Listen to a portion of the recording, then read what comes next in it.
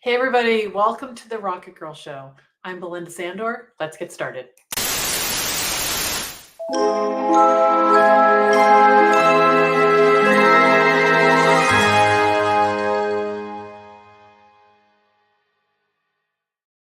Hey everybody, welcome. I'm Belinda Sandor. Welcome to the Rocket Girl Show.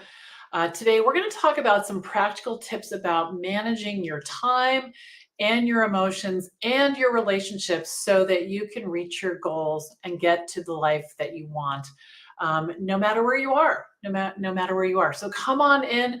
And for those of you who are joining me for the first time, I'm the founder of the VA Connection, where I coach and mentor aspiring and established virtual assistants to create, grow, and scale their VA businesses. And I work with my students in my free online community, my courses, and coaching programs. And today I'm going to be your host of the Rocket Girl Show, my weekly live stream show that airs every Thursday at 11:30 a.m. Eastern.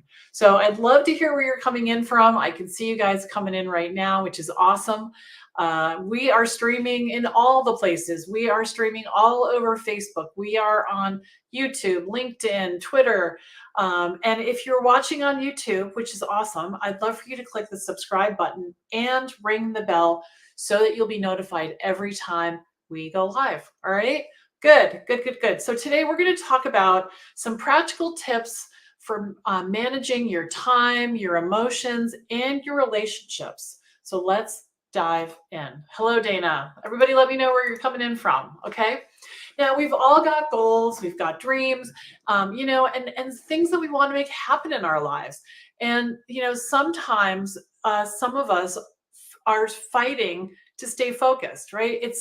I think it's more common these days just because there's so much coming at us all the time, And so I want to talk about some strategies that I've employed in order to make my day go more smoothly and to feel like I'm in the driver's seat, right? Because a lot of times I know we feel like our lives are, in someone else's hands, but they're not. You are absolutely the boss, okay? Absolutely the boss.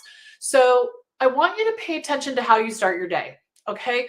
If I get up in the morning and I start running around like doing this thing, that thing, all the things, sometimes it's hard to get back into that quiet, sort of focused mindset. All right. So I want you to be intentional about how you start your day. Okay. What I do is I have breakfast. I come into my office, I look at my calendar and I think, okay, what are the most important things? How am I going to spend my day? The other thing I do, which is really critical, and I talked about this in a video a couple of days ago, is I decide ahead of time how I want to feel at the end of the day, which might seem like, how can you be in charge of that? But you 100% can be in charge of how you feel.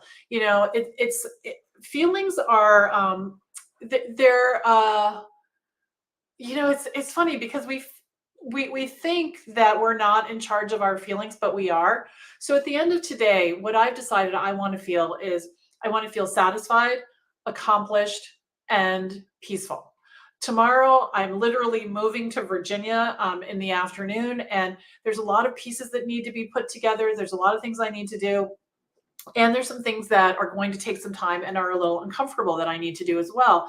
And so by deciding that I'm going to feel accomplished and peaceful, and satisfied at the end of the day, that's the mindset that I bring into every task, every event of the day. And by bringing that expectation, I'm more likely to have that be the outcome. Okay. All right. So it's important that you get your day off to a good start. And the thing is that I want you to do one thing at a time. We think that multitasking is smart. It's not. It's fracturing your brain. It's not the best way to get something done. It's better to say, okay, I'm going to write my newsletter. I'm going to sit down. I'm going to write it. That's all I'm going to do. Or I'm going to work on getting my email list together. Or I'm going to work on setting up a Calendly. And when all the other distractions come into our head, what I want you to say is, no, that's not what I'm doing right now. I'm doing Calendly. And if you have an idea that you need to jot down, this is what I have. Here's these are all my big ideas, right? I write them down and then I put them off of my desk off of my desk because right now I'm focusing on one thing and this is what I'm doing. And I have to tell you, I have a very active brain and I know a lot of you do as well. And so what you're going to need to do is talk to your brain and say, like, now we're doing this. And when we're finished doing this, then we're going to do that. And it takes practice. It 100% takes practice in order to calm your brain down, especially if it's very active. All right. So one thing at a time. And I want you to think about your priorities. It's very easy to choose something that's not actually important because it makes you feel good. I know that for example, okay, so I have 2 email accounts. My Rocket Girl Solutions email account is less important right now. There's not a lot going on in there. My VA Connection email account is very active and there's a lot going on in there.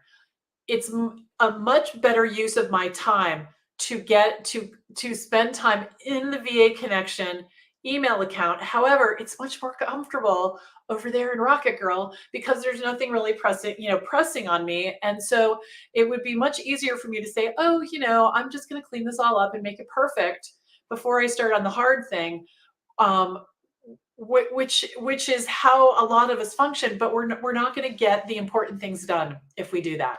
So it's important to look at what the tasks are and say, okay, like, what am I really doing? What's important? And think about what's going to move the needle toward your goal, right? Toward your goal, because it's easy to spend the whole day getting things done, but not getting the things done that will matter to you in the long run. Okay, good. So we've got a lot of people here. So let's say hello. So we've got Dana is here. Someone's here from sunny West Tennessee. Heather is here. Julie, Linda is here. Christy's here. Sonia and Frederica is here. That's awesome. Hello, hello, hello. Good, good. So let's dive into this a little bit deeper. All right. So the first thing we're going to have to do, and this is a huge one, is you're going to have to manage your feelings. Okay. You're going to have to evaluate how you feel and decide if your feelings are worth listening to. And, a sick friend is worth paying attention to. The guy in traffic who cuts you off is not. Okay. And think about that. You don't want to waste energy. Energy is such a valuable resource and we only get a certain amount of it every day, I think. And so you don't want to, waste your energy on things that don't matter. So when the guy cuts you off in traffic, if you want to have a little burst of and then let it go, that's completely fine. But to talk about it for 3 days, is not a good, it's not a good use of your time. And we do that. I used to do that a lot. I would complain about things that I should just let go and move on, right? Let go and move on. So definitely pay attention to your feelings and also pay attention to your thoughts. Everything you think is not worth listening to. Most of what I think is not worth listening to. And so, if you're having negative thoughts, I want you to acknowledge it and just say, okay, all right, it's a negative thought. And then I want you to replace it with something else. Okay, replace it with something else. Now, you also have to manage your timing. And we touched on that a little bit a few minutes ago, but just because something is happening right now doesn't mean it needs your attention right now. If I spill red nail polish on the carpet, that probably needs my attention right now. But answering a phone call or an email when I'm in the middle of something else does not need my attention right now. We think it does because it seems urgent and someone's waiting and all the things, but we don't actually need to do it. So when you have that urgent feeling, it's probably your imposter syndrome. It could also be low self-esteem. It could just be fear. So just relax and say to yourself, you know what, that doesn't need to happen right now. It doesn't need to happen right now. I can take care of it later. I'm focusing on what's important. I know what I'm doing. Get back to it. Okay. Now here's another thing that needs to happen. You have to train your friends. When you get serious about managing your time, you're going to have to change your availability. And I have to say my friends don't call me very often anymore because during the day ever, because they know what I'm going to say. Because I used to just hang out with my friends like, oh, they called, they need me. I'm going to just hang out for an hour in the middle of the day, totally change my energy, get distracted and never get back to my desk. So Instead of that, if a friend calls, what I'll say is, how's it going? Are you okay? And they say yes. I say, awesome. Can I call you later today? I'm right in the middle of a thing. And then eventually, what happens is they don't call you during the day anymore. And I'm in charge of calling my friends, and I'm okay with that. I'm okay with that. I don't take it to mean that they don't care about me or they don't want to talk to me. What I think is, that they respect that I'm serious about getting stuff done, and then I'll call them when they have a chance. And if they are available, they'll answer the phone. So Linda asks, how do you train teenagers? It's kind of the same thing. Because I had a teenager while I was starting my business, and we had routines. Like, for example, when she came home from school, it just always seemed like I was on a Zoom or a phone call with the client. So what she would do is, she would text me. I can be on the phone and answer a text message, but I can't be on the phone and listen to her talking to me in the room. So she would text me if she needed something, and I would text her back. And then when I was finished with what I was doing, I would come out, and I just set guidelines. And I made it clear that, well, I have three computer screens, and I refer to it as my cockpit. It's kind of a joking thing, but nobody touches anything on my desk.